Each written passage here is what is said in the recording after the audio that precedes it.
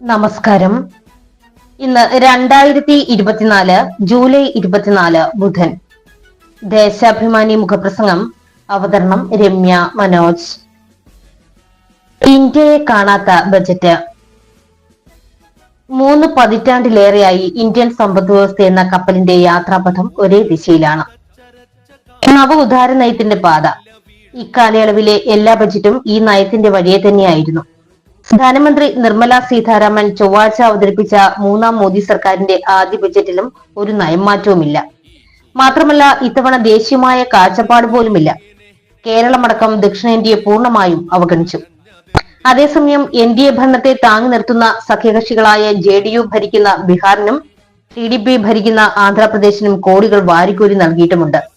കേന്ദ്രത്തിൽ BJPയുടെ ഭരണം നിലനിർത്തണമല്ലോ. ആ അർത്ഥത്തിൽ ഒരു രാഷ്ട്രീയ കളിയുമായാണ് നിർമ്മല സീതാരാമന്റെ ബജറ്റ്. 10 വർഷമായി മോദി സർക്കാർ തീവ്രമായി നടപ്പാക്കിയ നവോദാര നയം രാജ്യത്തിന്റെ ഉൽപാദന മേഖലകളെ മാന്ദ്യത്തിലേക്ക് തള്ളി. തൊഴിലും വരുമാനവുമില്ലാതെ ജനങ്ങളുടെ ക്രയശേഷി നഷ്ടമായി.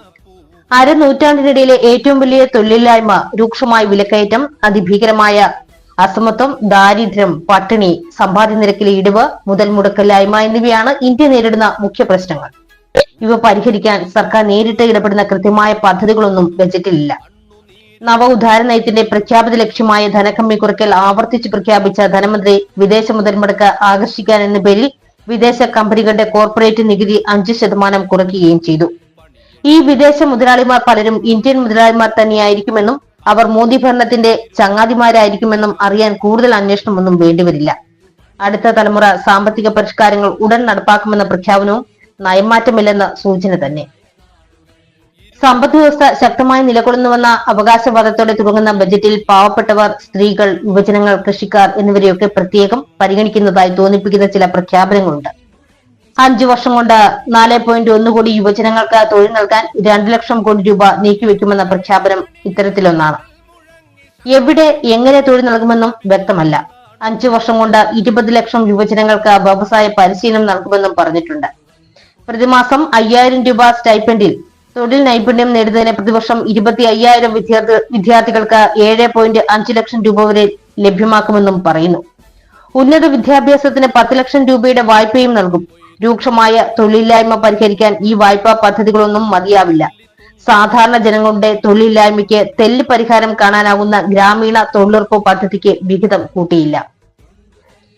കാർഷിക മേഖലയെ ശക്തിപ്പെടുത്തൽ, തൊഴിൽ നൈപുണ്യം, മനുഷ്യശേഷി വികസനം, സാമൂഹ്യനീതി, മാനുഫാക്ചറിംഗ്, നഗരവികസനം, ഊർജ്ജ സുരക്ഷ, പശ്ചാത്തല സൗകര്യം, ഗവേഷണം, വികസനം, അടുത്ത തലമുറ സാമ്പത്തിക പരിഷ്കാരങ്ങൾ തുടങ്ങിയ മേഖലകളെ മുൻനിർത്തിയതാണ് പ്രഖ്യാപനങ്ങളത്രയും. കൃഷിക്ക് 1.52 ലക്ഷം കോടി രൂപയുടെ സഹായം പ്രഖ്യാപിച്ചിട്ടുണ്ടെങ്കിലും ഇന്ത്യൻ സമ്പദ് വ്യവസ്ഥയുടെ നട്ടെല്ലായ കാർഷിക മേഖലയെ സംരക്ഷിക്കാൻ അതൊന്നുമാകില്ല. സ്വാമിനാഥൻ കമ്മീഷൻ ശുപാർശ ചെയ്ത മിനിമം താങ്ങുവിലയെക്കുറിച്ച് ബജറ്റ് മൗനം പാലിക്കുന്നു. കൃഷിക്കാരുടെ പ്രധാന ആവശ്യം അതായിരുന്നു. PM കിസാൻ യോജന പ്രകാരം പ്രതിവർഷം നൽകുന്ന തുക 6000 രൂപയിൽ നിന്ന് വർദ്ധിപ്പിക്കാനും തയ്യാറായിട്ടില്ല. ചെറുകിട വ്യവസായ മേഖലയെ മുൻനിർത്തിയ മുദ്രാ വായ്പ 10 ലക്ഷത്തിൽ നിന്ന് 20 ലക്ഷമായി വർദ്ധിപ്പിക്കുമെന്നാണ് പ്രധാനമായും പറഞ്ഞിരിക്കുന്നത്. കേരളത്തിന്റെ ആവശ്യങ്ങൾ പാടെ അവഗണിച്ച ബജറ്റിൽ ഒരിടത്തും കേരളം എന്ന പേര് പോലുമില്ല. സംസ്ഥാനം ആവശ്യപ്പെട്ട 24,000 കോടിയുടെ പ്രത്യേക പാക്കേജ് തള്ളി. കേരളത്തിൽ നിന്ന് 2 പേർ കേന്ദ്ര മന്ത്രിസഭയിൽ ഉണ്ടായിട്ടും ഒരു പ്രയോജനവും ലഭിച്ചില്ല. ഇക്കുറി എയിംസ് പ്രഖ്യാപിക്കുമെന്ന് കരുതിയെങ്കിലും അതില്ല. വിഴിഞ്ഞം തുറമുഖത്തിന് 5 പൈസ പോലും തന്നില്ല. കേരളത്തെ അപ്പാടെ തള്ളിയ ബജറ്റ് പക്ഷേ ബീഹാറിനും ആന്ധ്രാപ്രദേശിനും പ്രത്യേക പാക്കേജ് അനുവദിച്ചു. ബീഹാറിന് 26,000 കോടിയും ആന്ധ്രാപ്രദേശിന് 15,000 കോടിയും അനുവദിച്ചതിനു പുറമെ ടൂറിസം, പശ്ചാത്തല സൗകര്യം എന്നീ മേഖലകളിൽ വിവിധ പദ്ധതികളും പ്രഖ്യാപിച്ചിട്ടുണ്ട്. ബീഹാറിൽ പുതിയ റോഡുകൾ, വിമാനത്താവളം, മെഡിക്കൽ കോളേജ് എന്നിവയൊക്കെയുണ്ട്. അർബുദ ചികിത്സയ്ക്കുള്ള 3 മരുന്നിന്റെ വില കുറയും. ഇവയുടെ നികുതി കുറച്ചിട്ടുണ്ട്. മൊബൈൽ ഫോൺ ചാർജറുകൾ എന്നിവയുടെ വിലയും കുറയും. സ്വർണത്തിന്റെയും വെള്ളിയുടെയും ഇറക്കുമതി തീരുവ 15% നിന്ന് 6%. വ്യക്തിഗതമായ ആദായ നികുതിയിൽ കാര്യമായ മാറ്റമൊന്നുമില്ല. പുതിയ നികുതി സമ്പ്രദായം സ്വീകരിച്ചിട്ടുള്ളവർക്ക് 75,000 രൂപ സ്റ്റാൻഡേർഡ് ഡിഡക്ഷൻ ലഭിക്കും. നിലവിൽ 50,000 രൂപയാണ് ഇത്. ഇതേസമയം വിദേശ കമ്പനികളുടെ കോർപ്പറേറ്റ് നികുതി 40% നിന്ന് 35% കുറച്ചു.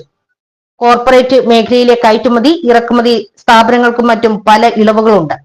ഈ ഒരു നടപടിയിലൂടെ മാത്രം ബജറ്റിന്റെ സമീപനം വ്യക്തമാകുന്നുണ്ട്. ചുരുക്കി പറഞ്ഞാൽ രാജ്യത്തെ അടിസ്ഥാന പ്രശ്നങ്ങൾ പരിഹരിക്കാൻ കഴിയാത്ത, ദേശീയ കാഴ്ചപ്പാടില്ലാത്ത, കോർപ്പറേറ്റ് സേവ തുടരുന്ന നവ ഉദാര സാമ്പത്തിക നയത്തിന്റെ പാതയിൽ തന്നെയാണ് ഈ ബജറ്റ്. ദേശാഭിമാനി മുഖപ്രസംഗം ഇവിടെ പൂർണ്ണമാകുന്നു. നന്ദി, നമസ്കാരം.